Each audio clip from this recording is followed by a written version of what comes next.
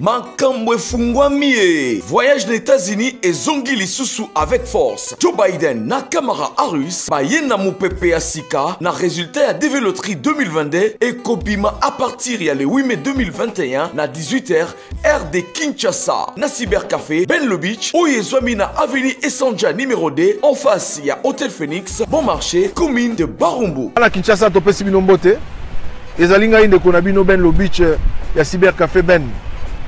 Nazali ko lancer message oyo depuis États-Unis sika nazali pour na ko rappeler na bandeko nyonso ba participer ki na programme ya DV Loterie 2022. Oyo betamaki na mois d'octobre ya 2020 ki ba résultat na yango ezali kobima le 8 mai.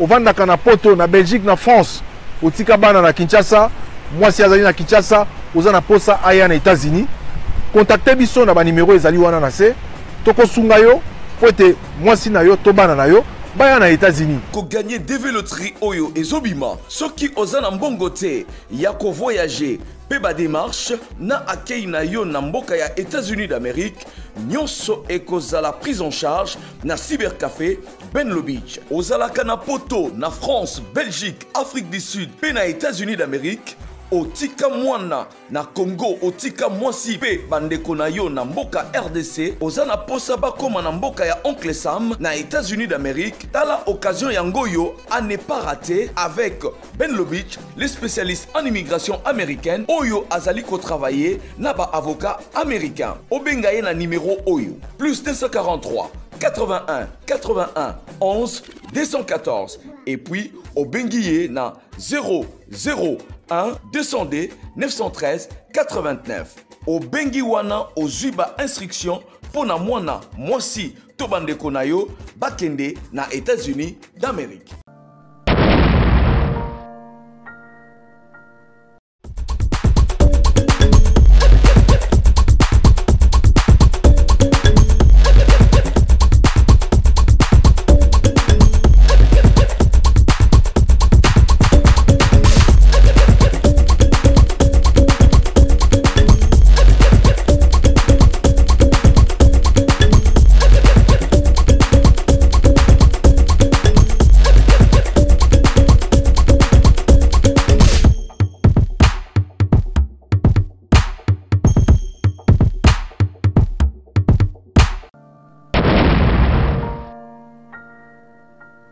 Bonjour à tous, merci de rester toujours fidèles à votre chaîne. Vous êtes sur la première chaîne YouTube à travers le monde Télé Tchangu.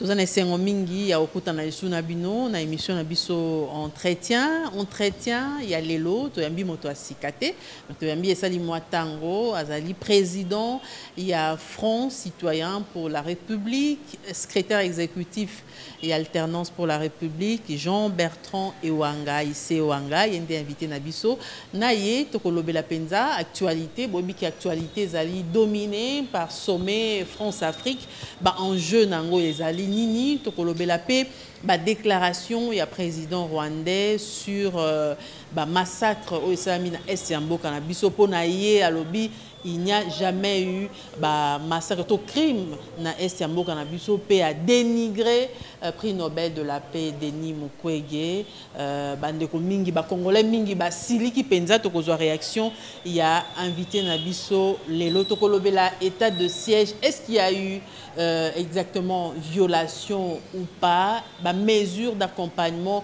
ezali nini pona ko éviter ba dérapage ba militaire bandeko mingi ba évoquer ba nomination ya ba gouverneur militaire ou bazali ba ancien rebelle est-ce que kozala na impact sur état de siège tokolobela yango et puis participation ya ba armée étrangère na état de siège est-ce qu'il faut ba participer ou pas tokozwa point de vue il y a invité Nabiso Azali, président, il y a FCRP, secrétaire exécutif, il y a AR, Jean-Bertrand Ewanga, Issé Ewanga, Tokosuki Sanaye, Nali Kamboyo, il y a défi, il y a gouvernement Sama Lukonde en 3 ans.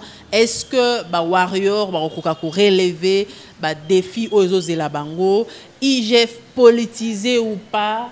loi sur la nationalité de Noël Tchani. Ce sont là des questions oyo tokotuna penza invité Nabiso Lelo Jean-Bertrand Yowanga ici Wanga, président il y a FCR, secrétaire exécutif il y a AR. Restez connectés. Jean-Bertrand Yowanga ici Wanga. Mbote. Mbote maman, mikolomo mingi na sepeli komona yo. Merci mingi biso pe to sepeli bande kwa tele chango pe ba sepeli po ba senga ki pe oloba pe mwa kala vandi vandi kimia mingi na ndeko nanga Fabien mbote mingi.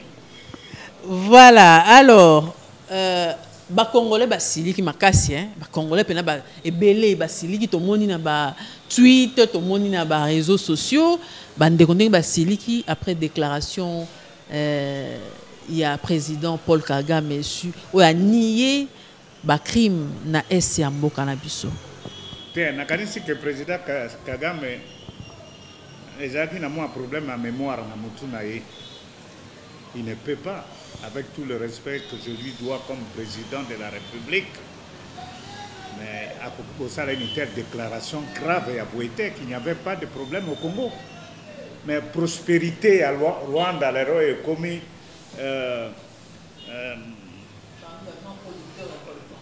producteur portant le futur Hong Kong. Il y a Afrique où il va commenter, mais ça vient du Congo. La source, c'est le sang des Congolais. Et aussi, il y a eu des Hutus qui ont été génocidés également. Les éléments sont là, maman. Il y a Koigoloba, il y a Lobi. Un jour, Kagame passera, mais l'histoire continuera. Génocide arménien. Il faut le tribunal pour le Congo. Pour établir des responsabilités. Yango anapona biso ba Congolais soutien makasi na docteur Mukwege qui fait notre fierté. Prix Nobel et Abisso avec tous les risques. Oyaza kozwa. Congo est pour zonga simate. Mais pourquoi tout ce temps à ça la déclaration en athée? Biso toloba mingite. Initiative du président de la République au Lobaki qui est au Yango ya ba état de siège. Voilà to simbi bango na motema na bangote. To lingi trouble za na mboka de société. Biso to kena na logique à chef de l'État Félix Antoine Tshisekedi jusqu'à ce que la paix revienne au Congo totalement et intégralement. Ndeto koya kokoma la vraie histoire non seulement du Congo mais de l'Afrique centrale. Toko komango ba donner ezali mais la chance aussi que nous avons monsieur Kagame se trompe. C'est que va poser des questions à bateau, à information pas na été ba yebi makambo surtout na ya moibi na ya koboma na ya kitoko tout il est ça mais ezali c'est argument mazako sepela parce que y en France ba yokani ezali pe malamu pe biso na Congo tozali ko pousser le chef de l'État à continuer à la diplomatie pe diplomatie à président Félix et bandi ko pesa ba résultat. Bizarre diplomatie moro de courbette diplomatie pour Kagame à lobby bongo président à Keipe à Yambi et mon frère. Mais maman, mais ça c'est la meilleure diplomatie. La meilleure diplomatie à Gando et en douceur. Moi je dis que bilo quand soit sucré pesa ka toujours elengité. Ce qu'on met du sucre mingi il peut tirer en difficulté. Il faut encourager le président dans ce schéma-là. Parce que hier, il n'y avait pas de contact. Et la meilleure façon de résoudre des problèmes, c'est d'approcher les adversaires. Moi, je pense que la ligne à président, et le président n'a même pas réagi sur cette question. Il sait l'objectif avec Hollanda pour établir la paix dans notre pays. Nous devons soutenir l'action du président de la République dans ce sens-là. Mais Kagame s'est trompé. Et ça arrive, hein? Il a oublié qu'il y a eu génocide au Congo. Il y a eu des troubles. Génocide, il faut le dire, il ne faut pas mâcher le terme. Il y a eu des violences, des massacres au Congo. Maman, vous vous rendez? On a massacré les Hutus en Bandaka.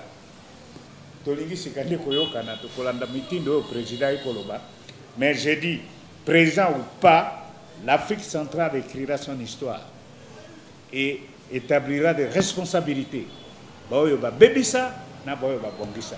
Si qu'il n'y avait pas de violence, ça va, mais l'histoire est là, les éléments sont là. Le rapport mapping, qu'il y a eu quoi attaquer. Mais non, il y a des vérités aussi. Les a politisés, il y a des rapports aux les contraires, il y a rapport mapping, mais du moins UDPS a réagi. Mais a cité rapport en haut. Rapport au Nino, il y a Salaki Boutou Boutou, alors il contredire. Il n'y en a pas. Les Américains, les Français, les Britanniques, ceux qui l'ont toujours soutenu et le soutiennent aujourd'hui, savent qu'il y a eu massacre, génocide des Hutus et des Congolais. Oh, on ne va pas céder. Mais nous sommes pour la politique qui a présidé à petit feu, malembe, pour que la paix revienne. Alors, au réagir, UDPS a réagi, le président a réagi. La position du premier vice-président de l'Assemblée, le président Aïe de l'UDPS. Ce que j'ai dit, ça, c'est que nous devons dire que les responsabilités seront établies. Je soutiens la position de l'UDPS. Alors, état de siège, puisque le Biango, Bandeko Mingi, juriste Mingi, le président de la République a violé la Constitution d'Ango, l'article, je crois, 119, et si vous avez en cas où on a convoqué un état de siège, un état d'urgence, il faut akende na congrès, na parlement. C'est un juridisme, mécanique, l'urgence. Président Sundoli Est, président de la République, comme on n'a pas de président élève, il faut que Makamoué salem. Et puis, il prend ses responsabilités en tant que chef de l'État. Bon, les juristes disent ça. Le peuple déjà n'a Iturikuna. C'est la position du peuple qui compte à ce moment. Moi, je pense qu'à partir du moment où le président de la République a échangé avec le président de l'Assemblée nationale et celui du Sénat et le Premier ministre, c'est déjà quelque chose, de l'information est déjà arrivée. C'est la suite. Mais le problème balobi ezali que ba mesure d'accompagnement fallait la na loi moko oyo et ko la kisalo lengeni ba kotambola parce que banga dérapage ya ba militaire na esika wana. Il y a une justice militaire qui est déjà opérationnelle sur le lieu. Mesure d'accompagnement ya munene de yango wana. Na monaki dernièrement na Ituri, te na Beni, un major congolais qui était un allié à DEF. Kati eba pété, balongoli eba tenina ya soda. C'est-à-dire que c'est une mesure, il y a accompagnement ezali. Mais les autres aspects, état de siège ezali pour 30 jours, pour renouveler, l'Assemblée peut rapidement faire suivre Biloko Bakosala parce qu'il faut accompagner notre armée pour la victoire. Nous sommes pour la victoire. Est-ce qu'il fallait seulement prendre cette décision que Batumsou Baolo est extrémiste, il y a état de siège, il y avait une autre possibilité selon, je cite, honorable Deli Sessanga. Il n'y a pas une autre solution. La solution que le peuple attendait, c'est l'état de siège. Faute de déclarer une guerre, c'est l'état de siège n'a pas parti parce que bateau na ba def na lou na ba FDLR mais bazali na pays bazali voisins des pays voisins même si on ne les cite pas bazali ko apporter bango appui et la meilleure façon aujourd'hui c'est que ma pinga na biso ba kota wana ba prendre en possession le lieu et la victoire sera certainement moto sakanate et puis aussi cette décision du président de la République ce n'est pas quelque chose qui a été pris à la va-vite. Et c'est une décision mûrie. Et aussi, le Conseil de sécurité des Nations Unies s'est réuni et a appuyé cette position. C'est ce qui a justifié que pour demander à la brigade, l'armée kenyane Ekota, c'est dans ce sens-là pour qu'une fois pour toutes, on termine à ça. C'est pourquoi nous ne voulons pas Ouganda et Anabasodanae, le Rwanda à Kotakunate, mais Kenya, parce que l'enjeu n'est pas seulement congolais, il est international. Toyoki déjà que chef d'état-major terrestre à Ouganda, ça déjà pour la coordination, il y a une opération. Non, ça peut être de manière ponctuelle. Parce que type ADF Nalou, ce sont des Ougandais. Bon, s'ils ont des informations et s'ils veulent que la paix revienne, ils peuvent venir nous aider. Mais amener les forces combattantes de l'Ouganda, je ne sais pas si ce n'est pas encore à l'ordre du jour. Pour un changement d'information, mais pour un Obunda. Changement d'information, oui, mais Kobunda, parce qu'ils peuvent aussi nous aider. C'est aussi de leur intérêt. Parce qu'imaginez que c'est au Bengani Bati pour ils vont aller en Ouganda. Et ils peuvent encore créer des problèmes en Ouganda. Et pour que l'Ouganda évite cette situation, à cause de la Nini, à lobby, c'est possible. La change de formation, on appelle c'est ça que baye baba information pays armée na biso est toujours fragile. Ba pays on a to supposera déjà que bazara pays agresseur il y a RDC. Maintenant la donne qui a Kalate parce que les Bosso c'était des gouverneurs civils. Aujourd'hui ce sont des gouverneurs militaires. Dans le gouvernement militaire, ils ont un état-major, eux, ils ont un bangoa. Té na sekuna. Après, à pénétrer, il est vrai qu'il y a des traites. Ici, il y a un major. Mais des mesures seront prises pour les neutraliser. Je crois que notre armée a tout intérêt. Il y a qu'à garder le secret pour tout le monde. En parlant de ces gouverneurs militaires, anciens rebelles, et ça a été mon maquillé, hein? Bon, et ça qui maquillé, les Bamosou Barobi, Bazaki, rebelles. Bon, rebelles. Dans le rapport mapping. Oui, le rapport mapping, il va combo ezali, mais Sambisa Minanote. Au Monakika, Jean-Pierre Bemba. Même hier, il sali des ordres dans Centrafrique. Plus de 18 ans, Djongi Sié Makambouessi. Au Monakipeka, il y a Taylor. Il y a des ordres dans Salaki. Kangaye. Donc, au Monakipeka, il y a Babo. Même hier, Djongi Sié. Donc, il faut que la communauté internationale ait un rapport au Wana. Il y a un Congo, il y a un tribunal sur le Congo. Parce que tant que le juge va un rapport mapping, il va innocenté. Puis il y a un rapport mapping, il peut kangiyo. Ce sont des cas. Mais en attendant, ils sont militaires des forces armées Nabiso. Nous avons confiance à eux, le commandant suprême à Petit Bango, appuie, va résoudre les problèmes. Et surtout que ils ont fait la rébellion là-bas. Na Ituri et na Nord Kivu, ils connaissent le terrain, ils connaissent l'organisation sociologique et à partie, et ils sont beaucoup plus utiles que n'importe qui. Et nous attendons le résultat.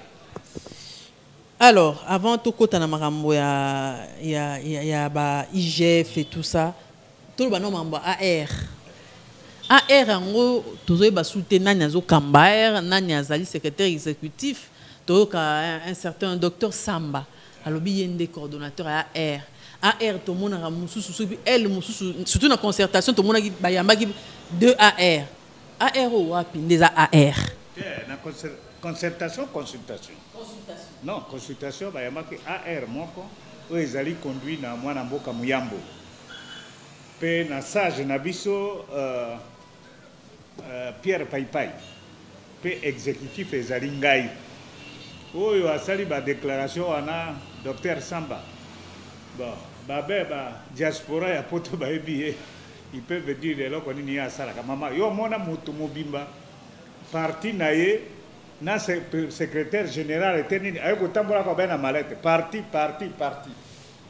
Na ba résultat to sala ki na élection élection. Biso to longa quitté. Mais au moins vous avez 10 000 voix. Moi j'ai eu 14 000 voix. Mais il n'a même pas eu 100 voix, le fameux docteur là. Bon, Bisso Tolongola qui déjà y est, il fait trop de bruit, c'est un tonneau vide. Tolongola qui déjà y est, alors non, AR c'est pour le président Katumbi. Bisso na président Katumbi, tous un problème, il y a Koué de la terre. Balobi AR yende muta a créé rango. Il y a ça là en côté. Bisso to créé AR. La signature a besoin d'un protocole dans le statut. Tant que le gouverneur, le président Katumbi a été gouverneur à Katanga, biso na muyambo na prison d'être créé et l'okowana. La signature n'a besoin des anakat. Il y a été. Bon, si Kaye, je ne sais pas quel mouche, il est allé induire le ministre de l'Intérieur en erreur. Il dit l'actuel. Et à l'objet que non, mandat et bangoué les cas, non, moi je ne suis pas concerné dans la question à mandat, moi je suis concerné, c'est le coordonnateur. Et le coordonnateur Nabiso, tout le monde a dit que ma Covid, tout le monde a dit conférence de président. Mais maintenant, Aya Kolobakaya comme coordonnateur, il y a une disposition à la justice pour faux usage de faux. Tant que tu as ça, la Makamboa a créé qu'on imprimé un papier en tête, Nabiso a ça la déclaration. On a déjà dit une escroquerie. Il se dit médecin, mais un médecin qui a vécu à la diaspora. Et où il y a un papier en tête et il s'autoproclame. Quelle conférence de président? La conférence de président, ils allaient, il y a gérer. Na Paipai, Pena Mouyambo, le coordonnateur. Si les lois ni bosala boponara coordonnateur moussousouté et puis toyebara que coordonnateur ezaka Délice Sanga akoma wapi. Bon, Délice Sanga a été voté qui est comme député. Dans le mandat, il y a yango wana vandi na ngona parlement. On a côté de député na biso to un problème na bangote. Mais cet homme là, Samba, ce batteur de tam-tam là, il veut plaire au président Katumbi. Mais maman, après que ça la bilo koya lingi. Est-ce que dans l'élection la loi électorale, tu organises une plateforme. Bon, à l'obéa comme pour aller escroquer un peu d'argent chez Katumbi peut-être. À Gwambongo. Mais entre Mouyambo et le président Katumbi, ils vivent comme des frères. Ils n'ont pas de problème. Sauf que nous nous sommes séparés. Naelo Komoko, le 24 janvier 2019, Son Excellence, président de la République, Félix Antoine Tshilombo, a prêté serment. Tant qu'on a prêté serment, le président Katumbi a lobby, il y a sali opposition républicaine. Biso peut lobby parce que AR c'est une structure indépendante comme le G7. Ce tobité, biso kolanda isu nzela wanate parce que le président Tshisekedi yende mokonzi ya biso à rassemblement de l'opposition RASOP, to sera dina yepe a du pouvoir hein, biso to ko soutenir yé. Bon, yé c'est gabi no il faut to zonga mais lelo yo même le président Katumbi nous donne raison parce qu'il a rejoint le président de la République. Sika bandeko nangai lokola ba Mwando Simba ba Lutundula ba côté du sous na gouvernement. Donc c'est Cheribe Okende, mais c'est dans la tête du fameux docteur Samba. Je crois qu'il doit s'occuper de l'intervention chirurgicale et politique. Donc AR pour clore ce dossier. Nanyaza secrétaire exécutif, Nanyaza coordonnateur actuellement et Bozo Zelanini pour un coordonnateur. Secrétaire exécutif est Zangaï. Les sages papa Nabiso doyen Paipai. Notre sagesse Mingi Pendia. Et coordonnateur qui a fait mandat, c'est vrai, c'est Mouyam. Penabi raison tout droit qui a changé et Zali Makambo ya Covid. Soit tu peux reconduire, soit tu peux te moussous. Il n'y a que ça, donc il n'y a pas de confusion. Alors, travail de l'IGF, politisé ou pas? Trop de sorties médiatiques, comme le quoi moi tambournaire, il y a pouvoir et Félix Tshisekedi. Tu es à Bangi Sanan, Moïse Bielouta et Namboka. N'a pas français à Bangoua Mirai Mirayouana. Mais pourquoi il s'agite? Et puis, maman, Moussala et IGF. Okoki koko critiquer en côté parce que IGF a kangakate. IGF saka lobi oyibaki apesi na magistrature. Ba juge ou ba magistrat pardon, ba étudier dossier ba oui mais c'est vrai, il a dit la vérité, ba quoi ina yo. Bon, yo oko critiquer IGF, mais IGF il faut traumatiser bato parce que na yo kaki bato moko a régime moko financier ba ko surabi sika moyen te ebele ba ça ki ba ndako ya ba étage. Moyen pour continuer pour caca. Il faut féliciter le chef de l'État. C'est une impulsion. Oui, il faut sauver le pays Nabiso.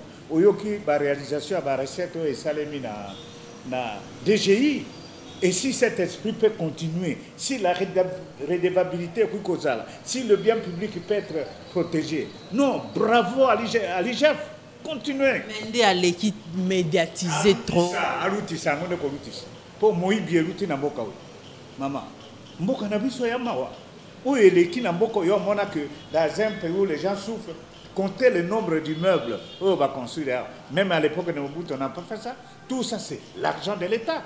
IGF bêta les sous. Félix Tshisekedi a l'obaki a aussi chasse à l'homme, mais apparemment, Bandeko Baba va créer une chasse à l'homme, élimination d'éventuels candidats présidents. Il faut chasser les voleurs. Les voleurs, il faut qu'on traque Bango. Yomona di Kamomune no Yuma Bimis. Oh, Mindela Babishi Biso, que Bino Bozana, ba machine, ba moyette, Yakabiso Tojo, Kabilo, qu'on a Bino, peut va faire sa biso de l'autre côté. Un homme comme ça, il faut le laisser tranquille.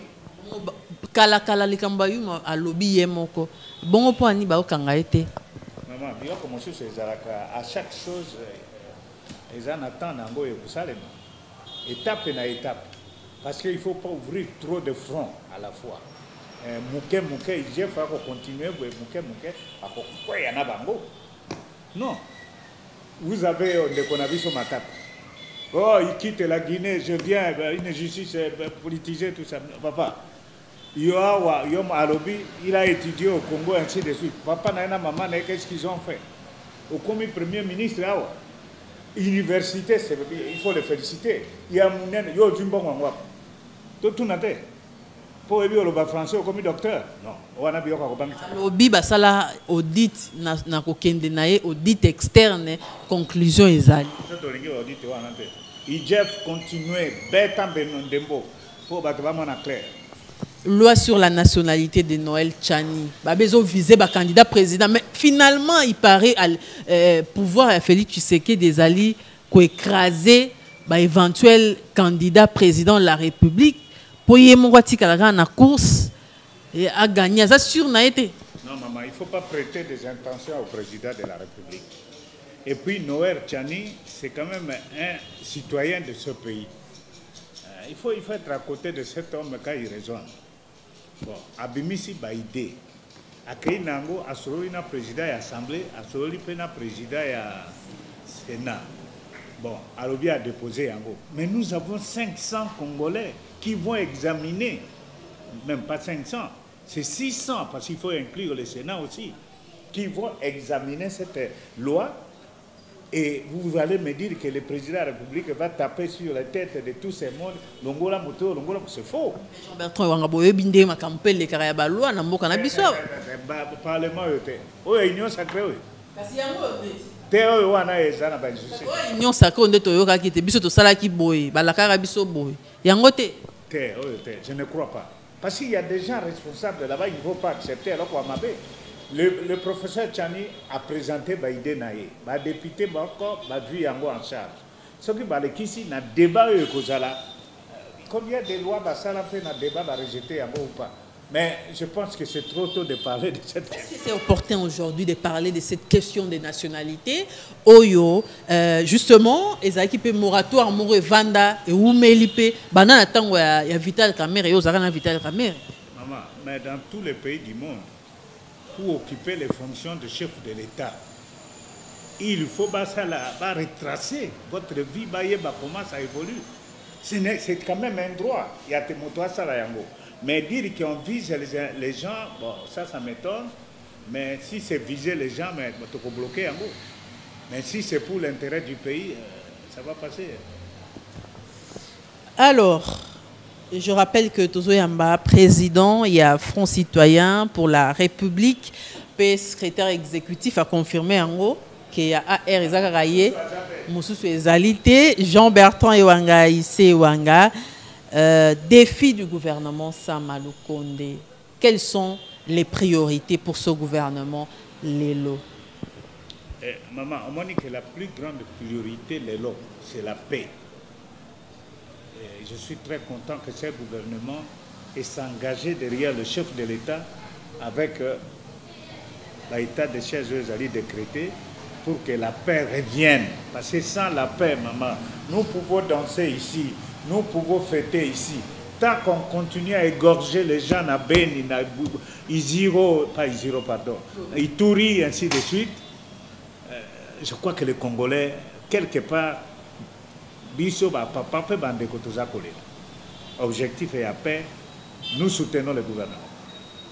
Makambo Etali, la vie, le quotidien des Congolais, le social, il faut pas bunda. Et puis aussi la sécurité, pas seulement à l'Est, mais aussi il y a bato na mboka amoni phénomène kuluna na Kinshasa muke bandi kosila pas kosila mais bandi ko diminuer. Donc il faut mettre dans l'actif de ces gouvernements les ministres qui sont là, le premier ministre avec le dynamisme de la jeunesse qui les caractérise, et moi je suis certain que les objectifs primordiaux ou principaux que vous allez atteindre peut rapidement toquer une élection. En 3 ans, au PCB, il y a une chance de relever les défis. Maman, c'est-à-dire que le pays tel qu'il se trouve aujourd'hui, ils arrivent presque, ils ont hérité une situation même d'un pays à l'ambo. Vous voyez, le 2 ans, il y a Mikakatano avec le président, Asuki Samakambo, il y a coalition. Ils arrivent, Bitumba Minene. Le quoi va décoller, ce qui est important, le plus important pour nous, maman, les Camboya Est. C'est que le chef de l'État, c'est les Camboya Est, élection n'est pas ici. Pour les Kayango, on a eu les gâteaux, pour les qui savent pas à moi. Peut-être que souhaiter que Nzambe a son Mboka, président de la République, et là qu'on a ici. Peut Bitumba Est, peut qu'on canissa quand même. Lutte, tous allez mener, il y a survie après Makambo Etali Covid. Pour marteau ya Covid na bitu na biso ata ezala ki mingi ata mais suki si biso ya pesi biso passe mingi mais tout monde na bango babandi musala oki déjà ba effort ya DGI ailleurs je crois si on peut payer les gens et soutenir l'armée la coopération est bandit au yebi makambo bauti na France le président de la République a solola ki na mokonzi ya Fonds monétaire international ba pesi biso 1 milliard et quelques. Et puis, ça montre qu'il y a une volonté de relance pour que le pays ait un arrive aussi. Organisation, il y a une élection. Est-ce que vous savez, vous redouté que l'élection pendant à l'heure kendele et au ça matin en 2023 pour la réforme au bande coming bazako senga même bandeko il y a bandomi benga G13 hein. Oui, G13. Bandako senga pe ba réforme ndeko delice sanga lobi yango soki to kei na ba réforme maintenant élection ka modèle wana monte ke osama kitoko te. La volonté du chef de l'État c'est qu'il y ait élection. Il faut éviter les élections pour les élections. Tala o ya 2018 ya ba tieli biso de nyoka na mutu ekufina notaire. Tala vers la fin toyiko kabwana pa une coalition qui est tombée en disgrâce na moi na butute. Mais la volonté à président de la République biso bato tozalaka lokola pembeni to komi na pembeni te mais lokola pembeni na ye to yebite na volonté à président de la République il n'a pas intérêt que les choses soient retardées. C'est pourquoi nous voulons que les gouvernements utilisent tous les moyens pour que la situation de l'Est est ici là parce qu'il ne faut pas que ça devienne un prétexte. Il faut des moyens kotaming parce que si le pays continue, l'armée continue à se battre, peut que s'il était, vous n'aurez pas les élections. Donc il faut que tous les Congolais se mobilisent aujourd'hui pour apporter le soutien à notre armée pour si c'est la situation de l'Est. Cette situation Est et Syrie, maman, élection automatique. Peut-être ça avec recensement. Recensement, est la préalable pour l'élection. To élection que ça manango recensement. Pour toi, peut-être ça recensement, ça peut faire 6 mois. On peut le faire même à partir de 2022. Tout ça, c'est pas non. Je suis certain que même à côté à Mbongo, l'information à ma possession, la communauté internationale va nous prendre en charge pour le financement des élections. Alors, si la communauté internationale prend en charge le financement des élections, c'est que l'observateur est Nabango Bakoya. C'est que c'est la communauté internationale qui va dicter, c'est lui qui va. C'est ce que le président tchadien a dit. Nous avons suivi l'interview. Oui, mais quel président tchadien? Idriss Déby Akoufa. Lui, il a sa réalité là-bas. On a une réalité, c'est ça. Nous, à Bisso, les faits à couper sa Bisso, les caisses sont vides. Mais c'est ce que le Bito compte, c'est dans bon Bisso, il y aura prolongation des élections. Joseph Kabila a organisé une élection en 2018 sans appui financier extérieur. Avec quel résultat? Des bourrages de gilets. Vous dites que ce sont des élections? Non, parce que lui, il a pensé que ce qu'il a une grosse majorité, il a contrôlé tout à changer dans la constitution. Et Djongeli est juste. C'est ça, la fin de l'union sacrée. pardon, la naissance de l'Union sacrée, c'est pour dire que c'était des élections où est-ce que vous avez vu qu'une même famille, l'enfant, la femme, se retrouvent dans les institutions de la République. C'était pour soutenir le président sortant, mais l'ancien président. Mais maintenant, la même, parce que ces gens n'étaient pas initiés à la politique, après, Basundoli et l'Union sacrée, c'est qu'après Brazali. Donc, Biloko Wana, l'élection, le président s'est adressé aux députés de l'Union africaine et il a été clairement dit par le président que les élections en 2023. Mais tout si ça n'a pas il tourne na goma. Ça a un peu de ressourcement. Tout est ban. Et puis, il y a l'élection au Salim. Alors, Jean-Bertrand Ewanga, ici Ewanga, tout comme Nasuka y a entretien na biso. Motuna ya suka, poto peso malobo loba d'abord ezali lolenge ni ozali komona bosangani ya mwana mboka Félix Antoine Tshisekedi, Moïse Katumbi Chapwe, pe Jean-Pierre Bemba. Bato totuni mituna balobi hypocrisie za na kati. Yo moni boni. Bon, en politique, il faut moins hypocrisie za la kati. Mais d'abord, il faut féliciter Jean-Pierre Bemba, Moïse Katumbi, aussi VK, parce que Vital Kamere, il faut aussi le féliciter. Parce que dans l'élan patriotique, on va décider de sauver Mboka. À l'appel du président de la République, Abito sauver Mboka Nabis. Va sauver Yango pour préparer les prochaines élections, pour pacifier le pays. Jean-Pierre Bemba lobby, notre armée, il dit, notre armée doit nous ramener la victoire. Il faut aimer ça. Il n'y a pas de divergence.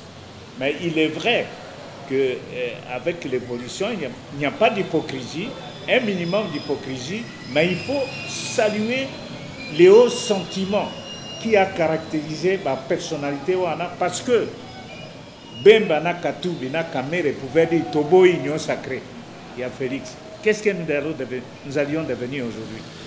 Il faut aussi féliciter des compatriotes qui sont venus du FCC. Au peuple qui va sauver et leur maman. Ou éviter que le président Tshisekedi a saïna mboka oyo.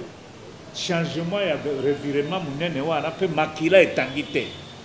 Mais ce pays, Dieu a dit un mot terriblement. Même au moment qui joue la prestation de serment, que le président Kabila est là avec Okenda.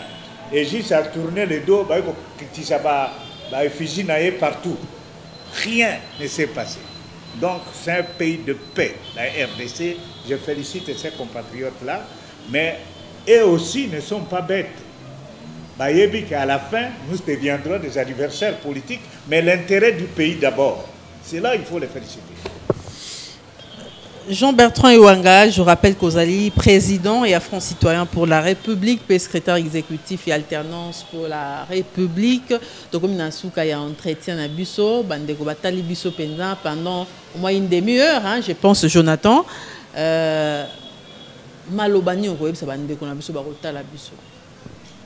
Maloba sika ete lokola état de siège va programmer yango na Ituri pe na Nord Kivu biso yon se terre la divergence na biso lokola Katumbi Bemba Kamere na Kabund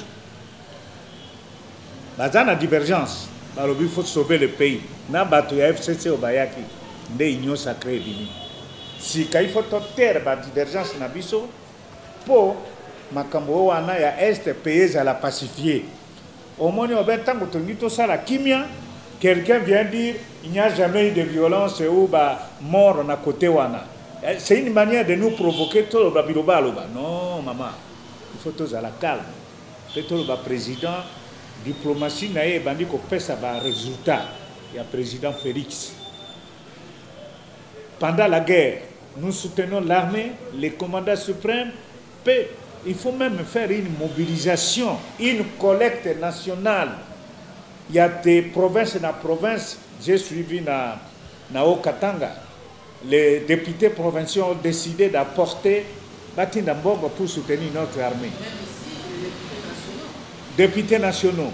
il est question que na niveau ya ba province na mona ba mobilisation na tango ya musée province na province ya kotinda ba saki ya fufu mbandaka tinda ba mbisi ba loso totindera ba soda na biso po tolonga etumba parce que il y va ya survie à pays na biso et je crois sur cette question bana mai bande konangai ya RDC bozali misika boko suivre ngai ba point de vue na biso ezali moto na moto nango mais tous soutenir armée Nabiso pour cette victoire. Tant que aussi là, on va le régler. Et je crois, Bemba a compris, Katumbi a compris, Kamera a compris, et Kabound aussi a compris, et qu'il faut être ensemble, tous si Sabitumba. Toko solo après, parce que, sorti le lemu à Djoki, Makila et Tika Robin à Mounoko, et puis Malibanda. Jean-Bertrand Yowanga, Totondio Botondi. Merci maman. Na personne de Konangai Fabiel sur ce botte. Yo zaka victime ya dédoublement to ki bande kwa chwapa mususu pe bazali mopandi yo zaka notable a chwapa to ebite kuna pe susu bokabwani ba elmi ba. Non na chwapa ko ko za na DZLT. La tete. Gi Luando za mwana na biso. Akomi mokonzi. A dripe oyo azwa ki comme mwana mobile na ndenge ya honnêteté. Mais il reste mwana na biso. Mwana na biso toko soutenir na nzela ya bosembo. Toko ko kabola to apate parce que biso okutana ke kabana te. Te maman, ezalinde certaines personnes incompétentes de nature et de formation tango balingaka komi na kaka lobi biso te toi pas biso toza basi biso toza bambole non nous ne sommes pas dans ce discours là. L'unité de la Touaba. Et c'est lui qui vous parle, maman. Je suis aussi le président général des Mongo, Union des Mongo. Où ils allaient investir dans fait Patrias Bomboko, Papa Ngoulou est témoin, Naba Moussous, l'unité de la famille Mongo, l'unité de l'Équateur. Ça, c'est notre non ou non cheval, non chevaux de bataille, je veux dire. Il y a des Mungala, il faut les boquer. Oui, au Kabola, il faut soutenir. Mongo yonso liboke okaboli bango bakolinga yote ngombe yonso mbaka mbandi toza moto moko. Totondio. Merci maman.